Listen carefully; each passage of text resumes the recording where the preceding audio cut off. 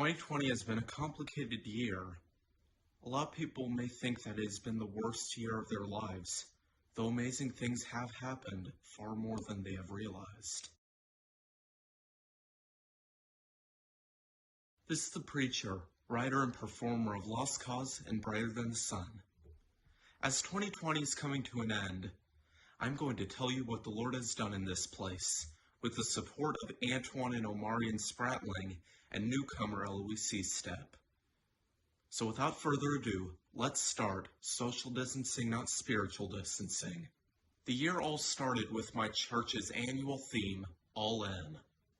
All In is a phrase inspired from the book of Acts, where the believers were wholly devoted to the apostles' teaching, to breaking of bread, to fellowship, and to prayer.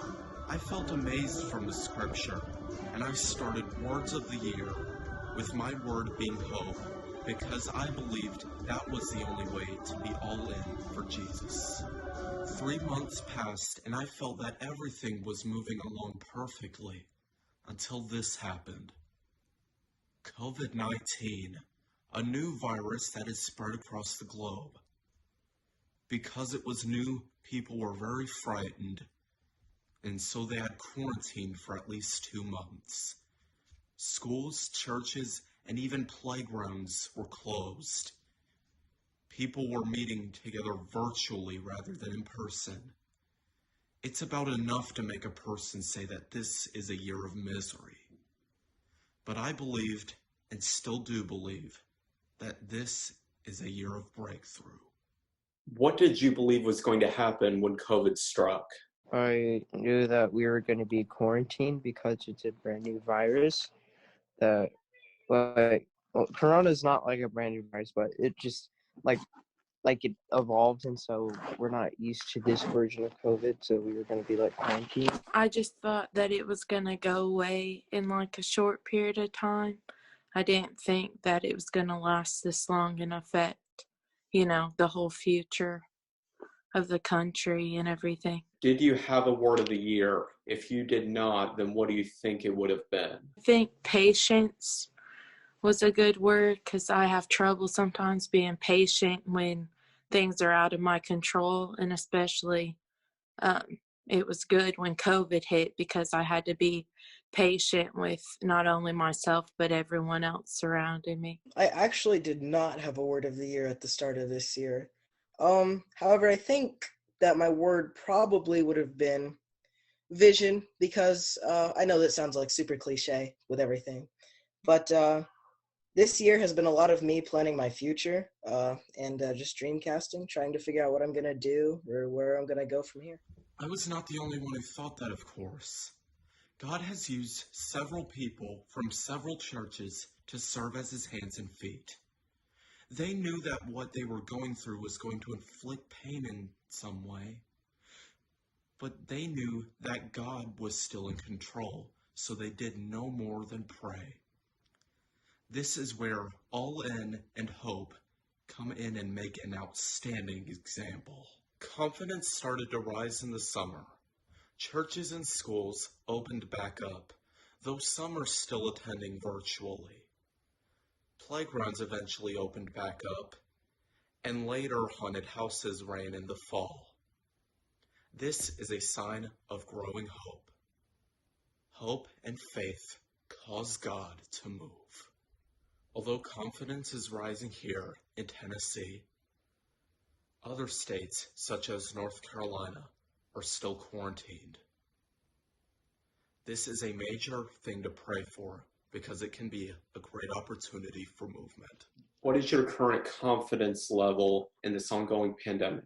My confidence level is, I feel like it's higher than most people's, mostly because I'm pretty sure we can get through this.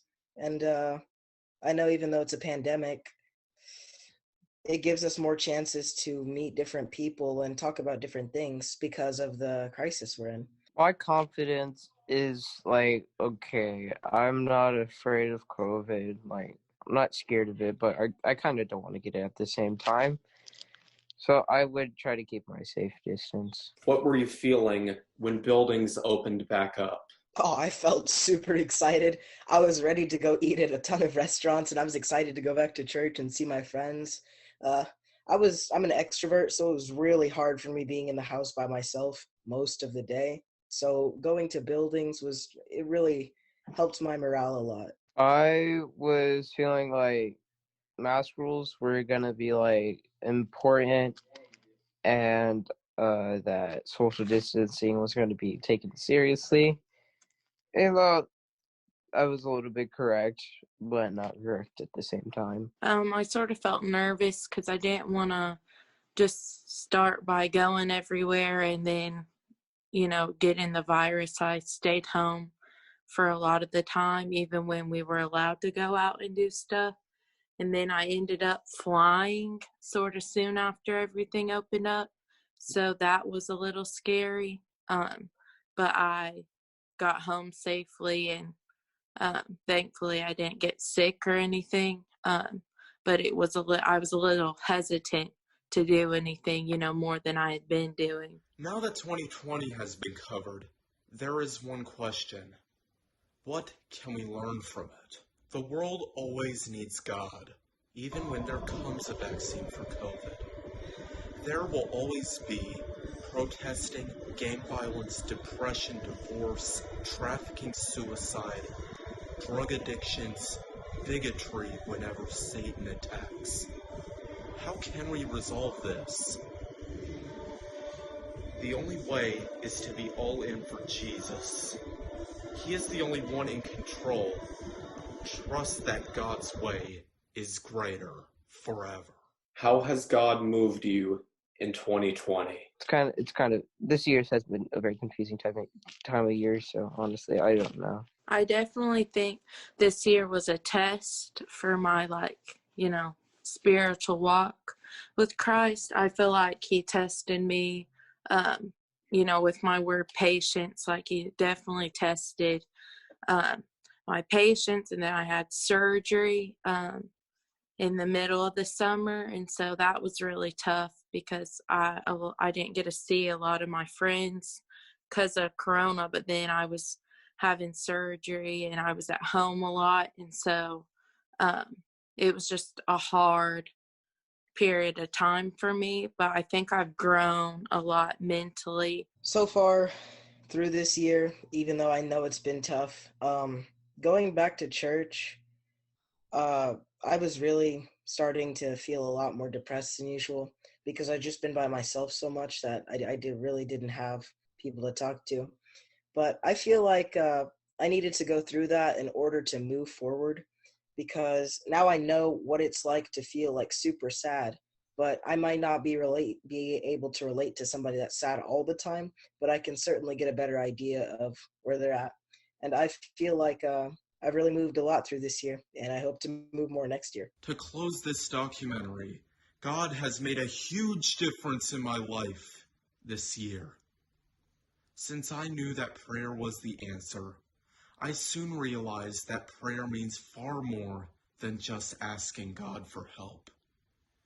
It is proof that you love Him and that you are a true believer. Not only that, 2020 is proof that the only one who can save is Jesus. This has been social distancing, not spiritual distancing.